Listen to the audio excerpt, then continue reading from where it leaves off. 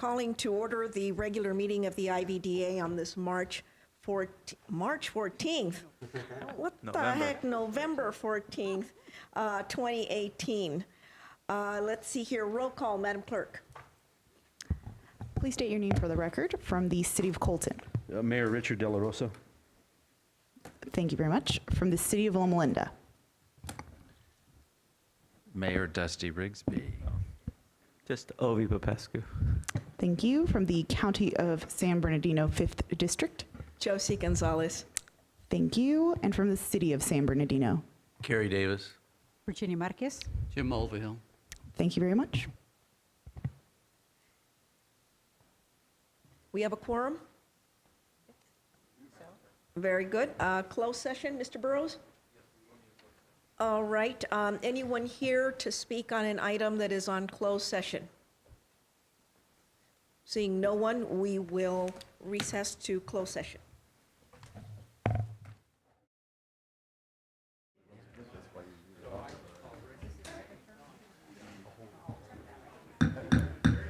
All right, calling the meeting back to order. Legal counsel, is there any reportable action from closed session? No, Madam Chair. However, I would just note for the record that Supervisor Gonzalez recused herself from any discussion of item B of the closed session. Thank you very much. Would everyone please stand? Please join me in the Pledge of Allegiance. Ready, begin. I pledge allegiance to the flag Of the United States of America and to the republic for which it stands, one nation, under God, indivisible, with liberty and justice for all. Thank you, Mayor. Gosh. All right. Any items to be added or deleted at this time to the agenda, Mr. Burrows? Yes, we do have occasion, rare as they are, to ask you to consider adding an item. This is related to completion of our FedEx project. It would be added item 10. It is on your dais in front of you. That would be the only added item request for today. All right. Very good. At this time, are there any conflict of interest items to be declared? I would. Madam Chair, if I may interrupt. Yes, sir. In order to add item 10, we will need a vote of the board, basically finding that this matter requires immediate attention and came to the board's attention after posting of the agenda. Very good. I have a motion from Second. Councilmember Charette, a second from Mayor Davis. Any comments? Any opposition? One comment. Yes, sir. Prior to the vote, I'm sitting in for Isaac Sushel. Yes, sir. So make it on the record that I'll be voting, I'll be on the panel instead of him before the vote. Madam Clerk, did you take roll call to include? I took roll call at the beginning of the meeting, but I will note in the minutes that Mr. Woods has taken Member Suchil's place at the dais. Thank you. Councilmember Charette showed up late. Yes, Councilmember Charette is now here. Thank you. Again? Oh, okay, all right. Go ahead, keep it up. All right, boys. All right, so I have a motion and I have a second. Any opposition to adding item number 10 to today's agenda? Hearing none, it is so ordered. And now I will move on to conflict of interest disclosures. Anyone wishing at this time to disclose a conflict? As previously stated, I have a conflict on item D in closed session. Thank you very much, legal counsel, for addressing that for me. Anyone else? Hearing none. Let's see here, moving directly into the consent calendar, items 3 through 6. Are there any questions? A motion? Move approval? Second. I have a motion and a second. Any comments? Hearing none, it is so ordered. Moving on to item number 7. Item number 7, which is to consider and adopt proposed budget adjustments for fiscal year 2018-2019. Mr. William Gray, Director of Finance, would you be kind enough to make this item's presentation? Thank you. Staff proposes adjustments for the fiscal year 2018-19 to several different account line items. as reflected on the page 36, the proposed budget adjustments table.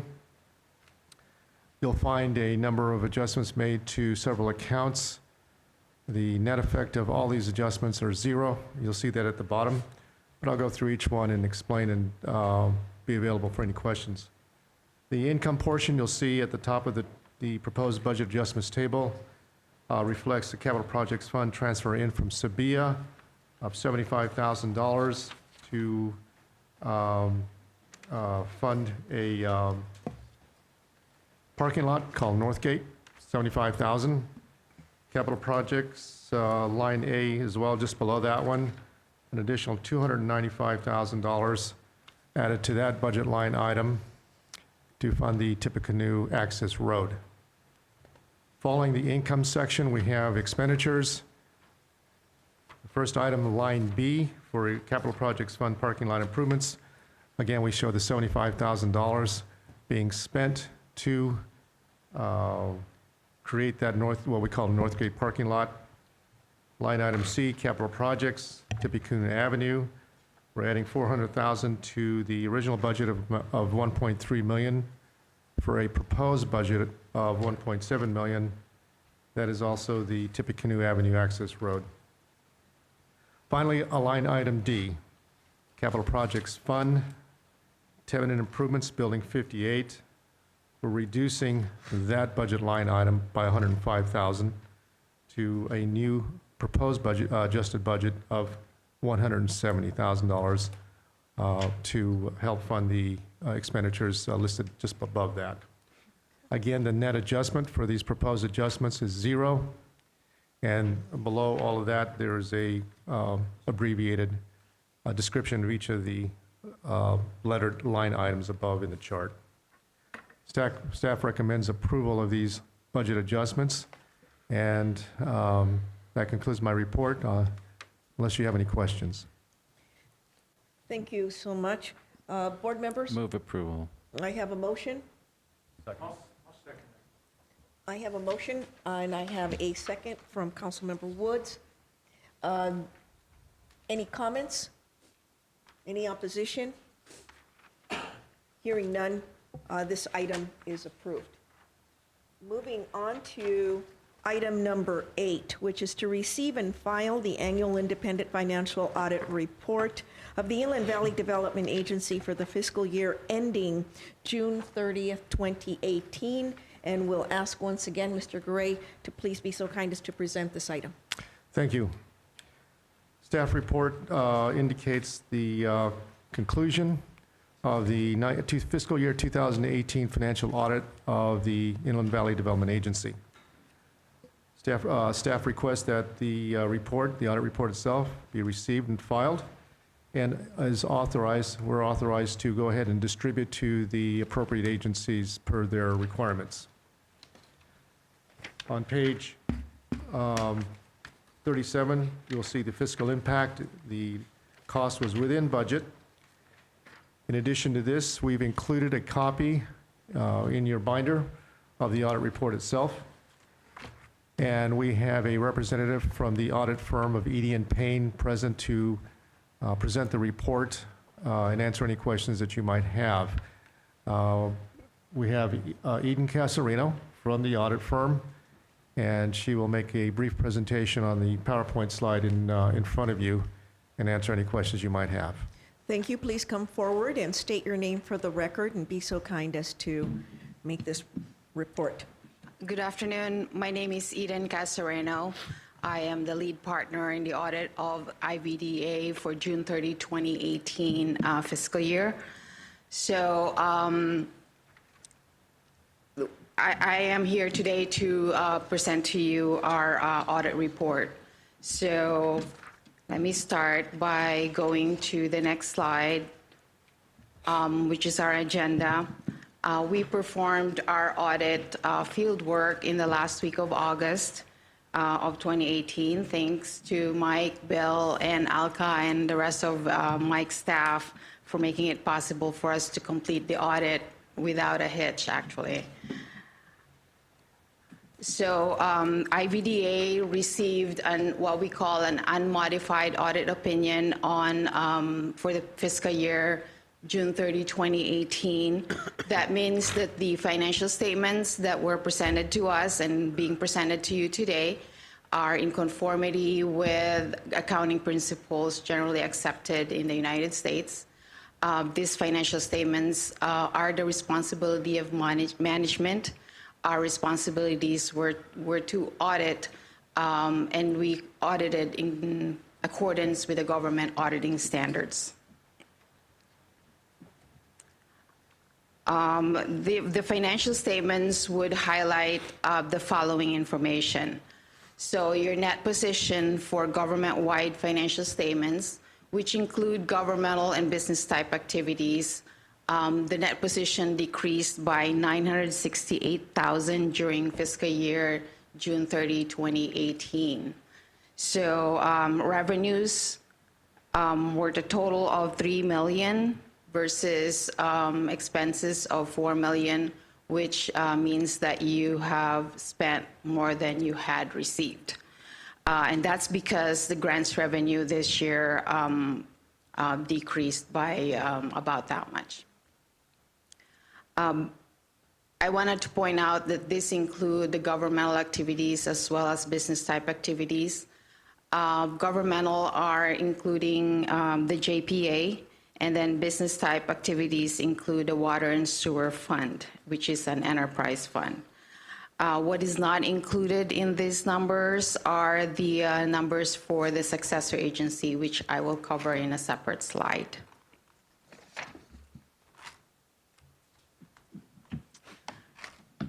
So you can see here, you can't really see that. Can you see that one? The net position total is $58 million. That doesn't mean that you can spend all $58 million because a lot of that, $32 million, are invested in capital assets, meaning these are land, building improvements, any vehicles, furniture, equipment that you have invested in.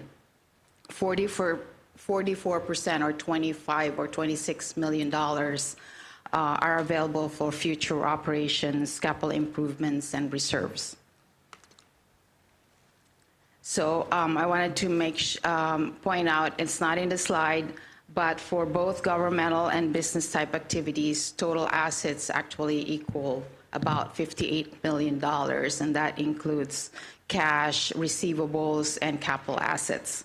So liabilities are less than $1 million.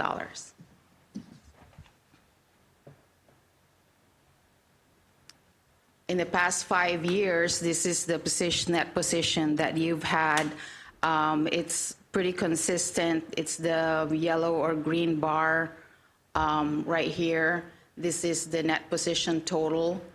It's pretty consistent between years and years, between 2015 to 2018. There's a little bit of spike here from 14 to 15, and that's due to revenues received from Hillwood.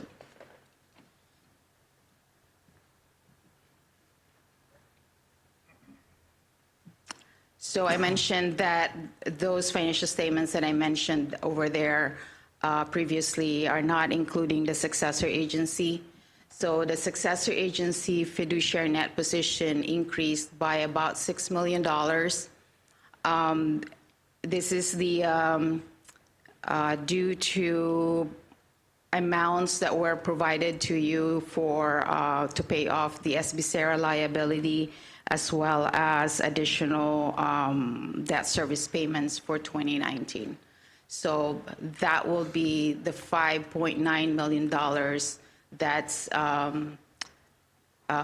in excess of expenditures during the year are going to be used in 2019.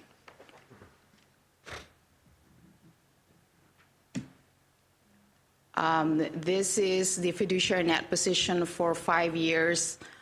As you can see, the numbers are going, the bars are going down. That's because it's a deficit. And it's a deficit that's normal because of the winding down of the successor agency. This just means that your liabilities in the successor agency exceed the assets that's there. And it will continue to decrease as the successor agency continues to go down, to wind down, I mean. So those are the highlights financially. In addition to the financial audit, we also looked at internal controls regarding financial reporting, and we found no material weaknesses this year. We find that means that everything is good.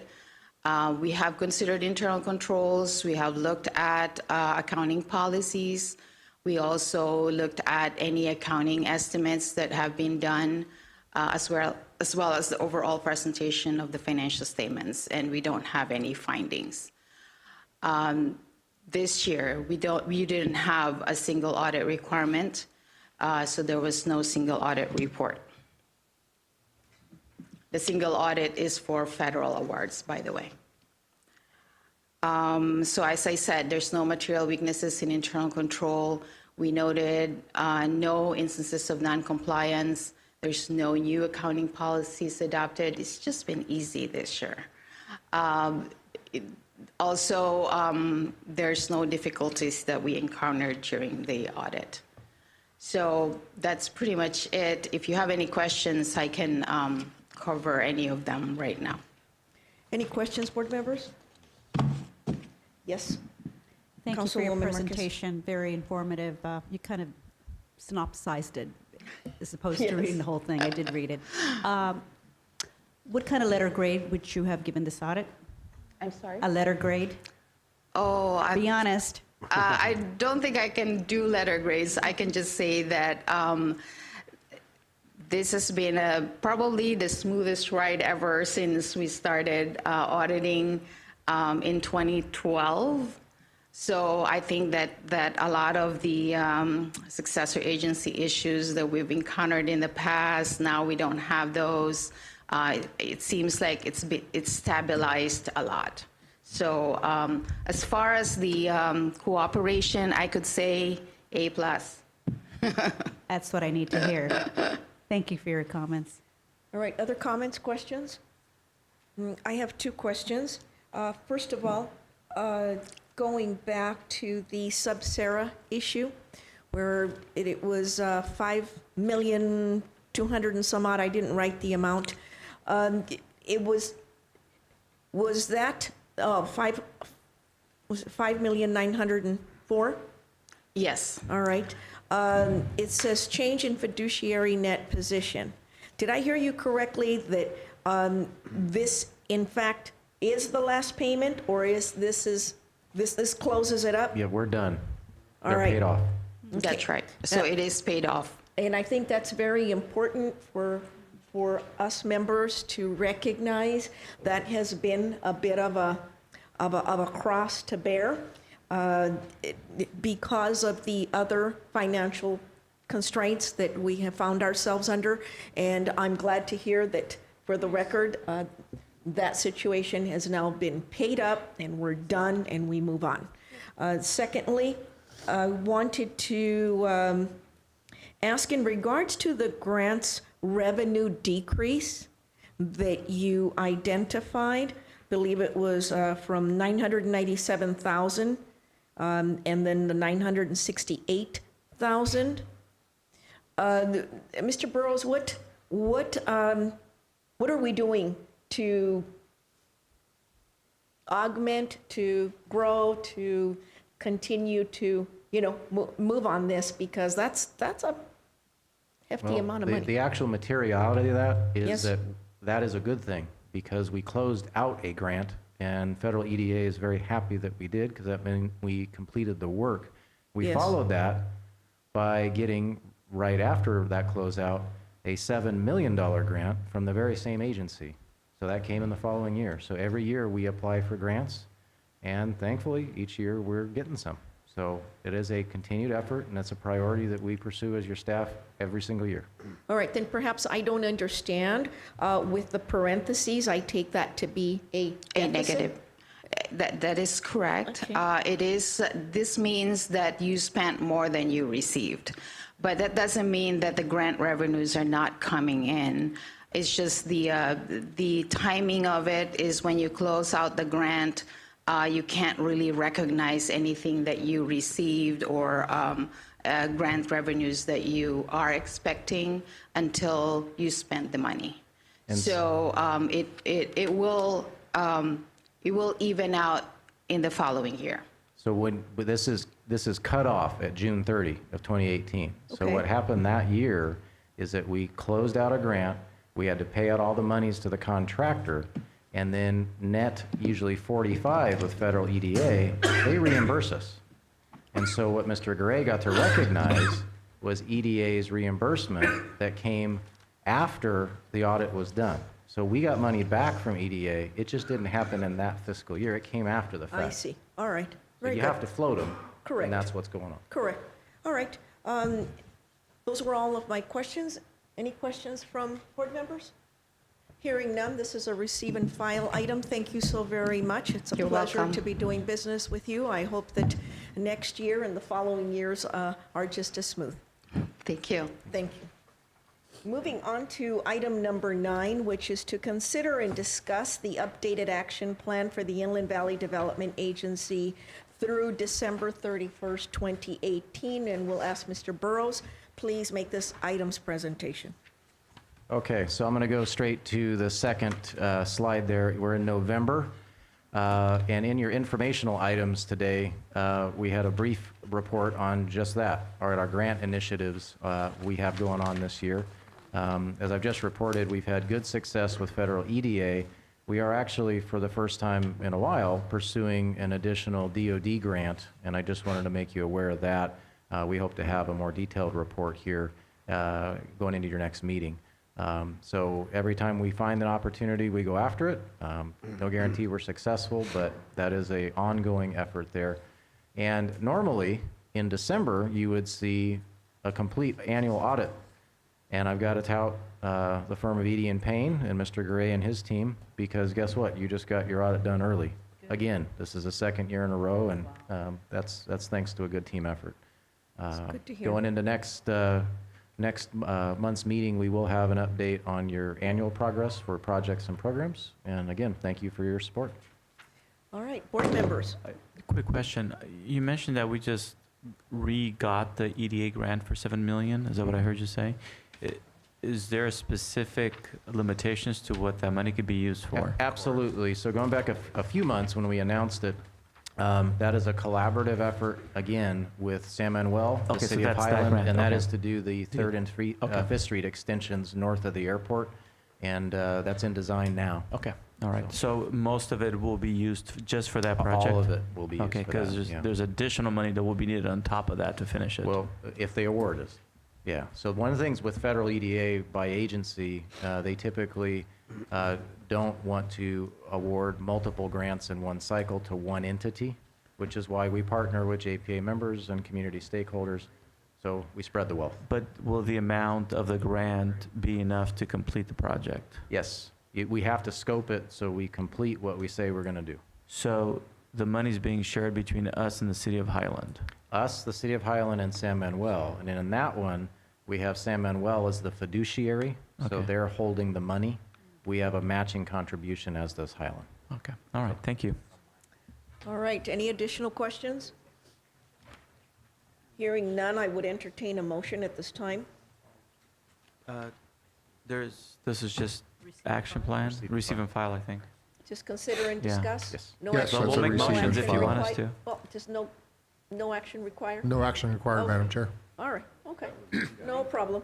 All right, then moving on to item number 10, which is to accept closeout of the FedEx Hangar 795 project with Hillwoods San Bernardino LLC and authorize the submission of a notice of completion. Mr. Jim Harris, Manager of Capital Projects, would you please present this item? Thank you very much. This project was started in April of this year. The idea was that we were going to remodel an existing hangar to meet the needs of FedEx, and we had to have this job done by the 1st of October. To help do this, we partnered with Hillwood, who provided design and construction management services, and they also obtained the contractors, subcontractors to do the actual work. As this project is now complete, I'm happy to say that the amount of funds that was estimated, we came in under by about $120,000. Wow. So it was a good project. And at this point, if you go to the next slide, when the FedEx was starting to do their training and such, we happened to have a rainstorm, and there was a sign from the heavens that the rainbow landed on their plane. So that was a very good item. Yes. That's a good advertising shot. You know that? And Hey, Hey, we own that. hey. And we have the rights to it. Let FedEx bid on it. All right, all Okay. right. I'll well, tell and- him you and said. Mark did show it to UPS, so he's trying to one up. Good job, Mark. All right.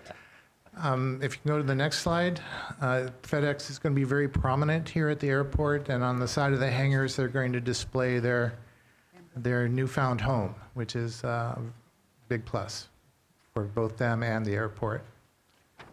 I do have a short slideshow if you want to see it. So if we could start that. Absolutely. I had a quick question. Yes, Councilmember? It's just a clarification. So a submission of a notice of completion, that's required in order for staff to do what? So that is a responsibility of a public entity to file a notice of completion. That's a recorded document with the county recorder, and it also basically is the trigger mechanism to extinguish any all liens that contractors may try to place on the property, which thankfully we don't have because we've got unconditional releases from the contractor, but that is a requirement to close a public project out. And does that mean that we've paid all that we've owed to the people who've So done the with work? this action, we'll be able to make the final retention payment to the prime contractor. That notice then gets recorded when Jim has that final release, and then you start your statutory, time Okay. periods for them to file any additional claims. After that's exhausted, there's no further claims. Okay. Right, it is, for all intents and purposes, the same as filing a reconveyance deed on your home. This one is simply a commercial. Okay. And it is a timely requirement for a public entity to do. Yes. State DIR wants us to see that we do that in accordance with our procedures that you all have adopted. Right. All right. Thank you.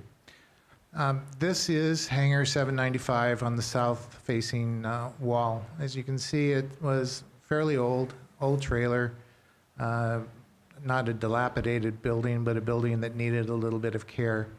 And the sides of the main structure were damaged, wind-worn, and such.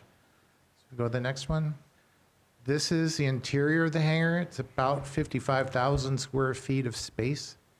There are two large doors on the east and west side that can go fully open. So when FedEx came in to start their work, they had complete access to the structure. Next, please. And this is how it looks today. We've added new truck bays, 5 brand-new doors, cargo handling equipment. Through another contract, we upgraded the electrical system to be able to provide power to this facility.